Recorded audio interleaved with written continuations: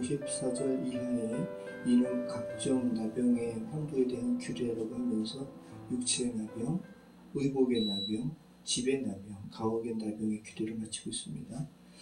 자, 오늘 본문은 가옥에 생기는 곰팡이를 마치 육체에 생기는 나병처럼 동일화해가지고 진단하고 또 처방하는, 정결케 하는 그런 내용을 담고 있습니다.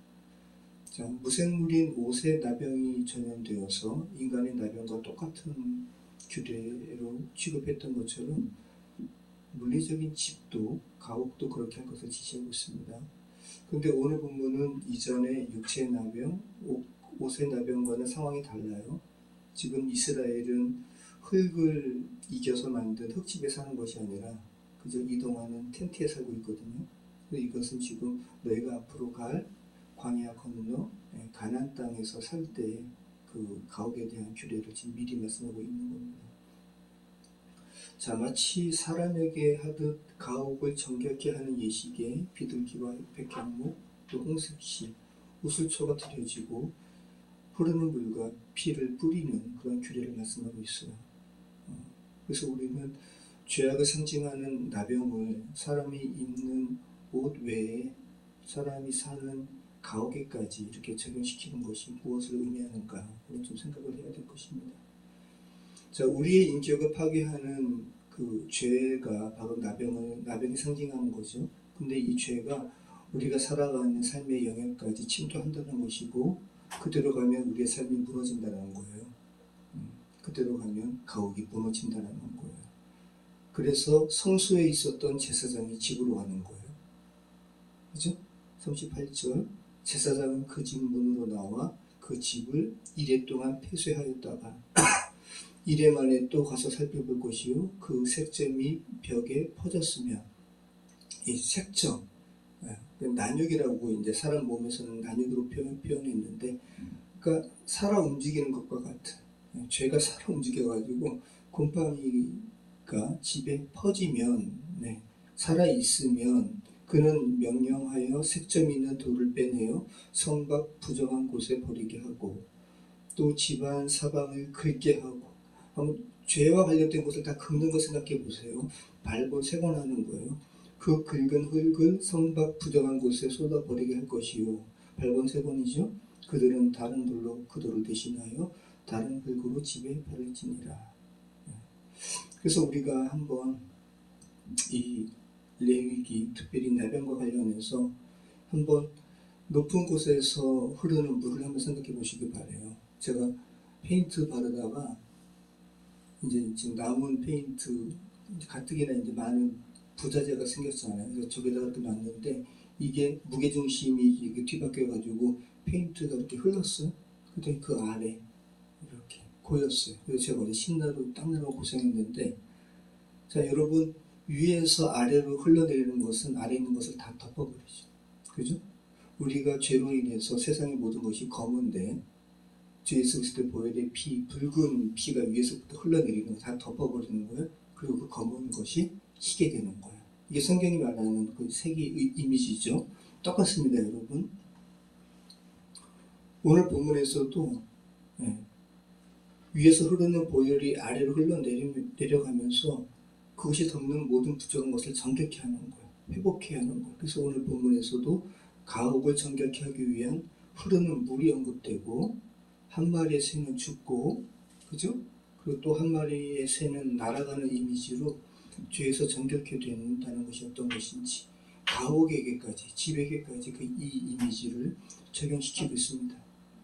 자, 8절부터 말씀 보면, 48절 말씀 보면, 그 집을 고쳐바른 후에 제사장이 들어가 살펴보아서 색점이 집에 퍼지지 아니하였으면 이는 색점이 나은 것이니, 제사장은 그 집을 정하다 하고 그는 그 집을 정결하기 위하여 새 2마리와 백향목과 홍색 실과 우슬초를 가져다가 그 새 하나를 흐르는 물 위 질그릇 안에서 잡고 백향목과 우슬초와 홍색 실과 살아있는 새를 가져다가 작은 새의 피와 흐르는 물을 찍어 그 집에 7번 뿌릴 것이요. 사람에게 하도 똑같이 하죠.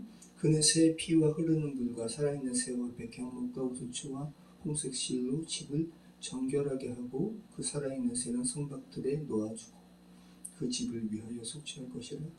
그러면 정결하리라. 자, 이 일을 누가 하는 거예요? 제사장이 하는 거예요. 여러분, 조금 아까 제가 드린 이미지 생각해 보세요. 이스라엘의 가장 핵심적인 곳은 성소예요. 물리적으로 본다면 가장 높은 곳에 있는 것은 성소예요. 자, 이 세상의 핵심도, 우리가 살아가는 이 죄된 세상의 핵심도 어디예요? 거룩하신 하나님의 현존이 핵심이에요. 그래서 여러분이 하나님의 거룩하신 하나님과 지금 접촉되어서 여러분도 거룩하게 되신 것이라면 여러분도 지금 이 세상의 핵심에 있어요. 죄된 세상의 핵심은 여러분이 아닌 다른 세상에 잘 나가는 사람들이 핵심 같잖아요. 근데 하나님의 나라에서는 여러분이 핵심이에요. 그래서 나병과 관련되어서 그죠? 옷, 육체, 옷, 가옥의 이 나병이 성소의 거룩함이 덮여져서 이스라엘의 각 국성원이 깨끗하게 회복되는 것처럼 오늘 이 죄된 세상도 하나님께서는 하나님의 현존과 접촉된 여러분으로 말미암아 세상이 깨끗해지기를 원하는 거죠. 제가 오늘 집에서 나오면서 계속 아이 엄마하고 이렇게 이야기하는데 우리나라 사람들이 개를 많이 키우는데 개를 키울 자격이 있는 사람들은 그죠? 개의 그 변을 잘 처리를 해줘야 돼요.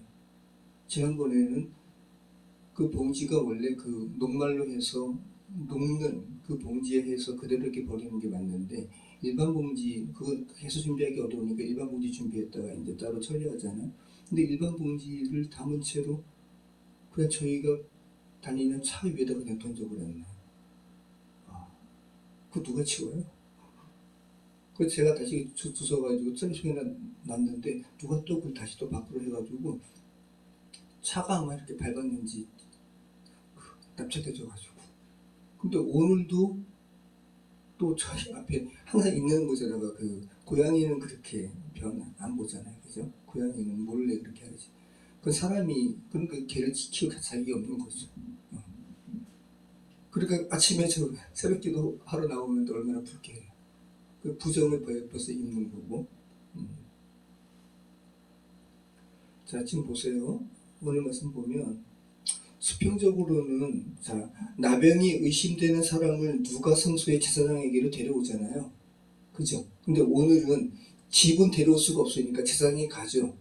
그러니까 이거는 결국은 누가 제사장에게 오고 이게 문제가 아니라 제사장에게 하나님의 현존과 접촉되어 있는 제사장에게 어떤 것이 접촉되어야지 정결케 된다는 것을 이야기하는 거예요. 그래서 오늘 거룩의 관점으로 본다면 오염된 모든 곳에 성소의 거룩함을 가지고 제사장이 가서 접촉하는 겁니다. 그리고 그곳이 정결케 되는 겁니다. 자, 거룩함의 전염이 그죠? 거룩함의 전염, 죄의 전염뿐만 아니라 죄의 전염보다 더 강력한 것은 하나님의 거룩함의 전염이라고요. 거룩함의 전염이 마음과 영뿐 아니라 우리의 몸과 의복 또 가옥까지 우리가 살아가는 전 영역에까지 퍼져야 함을 오늘 우리가 읽고 있는 나병과 관련된 규례는 말씀하고 있어요. 하나님의 거룩은 교회를 통해서 세상에 흘러가고 그죠? 여러분이 몸담고 있는 가정과 직장은 여러분을 통해서 하나님의 거룩이 흘러가요. 이 시간 기도하실 때 그죠? 제사장이 가옥으로 출장 가가지고 그 집을 정하게 한 오늘 본문처럼 여러분의 접촉을 통해서 여러분과 관계 맺은 모든 관계된 것들이 사람들과의 관계가 또 이런 모든 것들이 회복해 되고 정하게 되는 그런 은혜가 있기를 같이 위해서 기도했으면 좋겠습니다. 기도하겠습니다.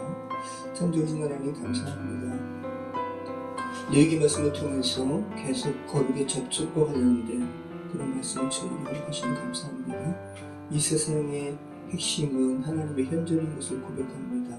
아버지 하나님 저희가 늘 하나님의 현존에 가까이 있게 하시고 또 그 하나님의 현존과 접촉하게 하시고 그 접촉된 거룩으로 말미암아 우리가 관계 맺는 이들을 또 거룩하게 하는 그런 하나님의 통로 되게 하여 주시옵소서. 예수 그리스도 이름으로 기도합니다. 아멘.